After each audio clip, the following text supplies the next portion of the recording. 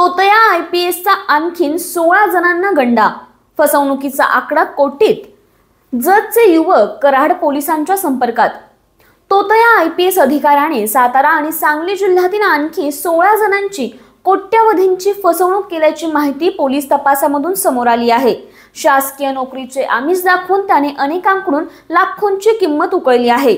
त्याच्या फसवणुकीचा आकडा आणखीन वाढणार असल्याची शक्यता हे पोलिसांकडून वर्तवली जात आहे।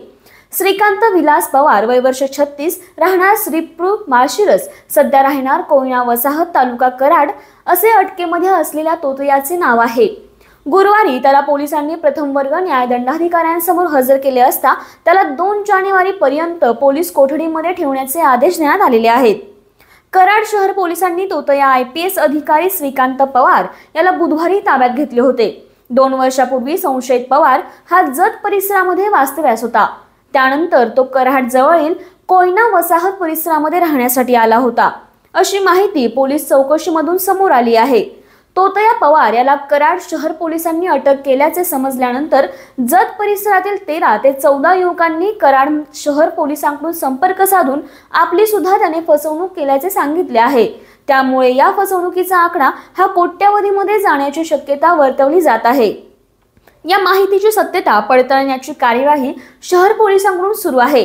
त्याचबरोबर कराड तालुक्यातील आणखी 3घांची तोतया पवारने फसवणूक केल्याचे प्राथमिक चौकशीमधून समोर आले आहे। या माहितीची सत्यता पडताळली जात असून या फसवणूक प्रकरणाची व्याप्ती वाढल्याचे आता समोर आले आहे। दरम्यान संशयित पवारकडे कसून चौकशी सुरू असून त्याला गुरुवारी न्यायालयासमोर हजर करण्यात आले होते। यावेळी त्याला 2 जानेवारी पर्यंत पोलीस कोठडीमध्ये ठेवण्याचे आदेश देण्यात आले आहे। या संशयिताला आणखीन कोणी मदत केली आहे का? संशयिताचे पुणे, सातारा, सांगली, सोलापूर जिल्ह्यामध्ये आणखीन साथीदार आहेत का? याचा पोलिसांकडून तपास सुरू आहे।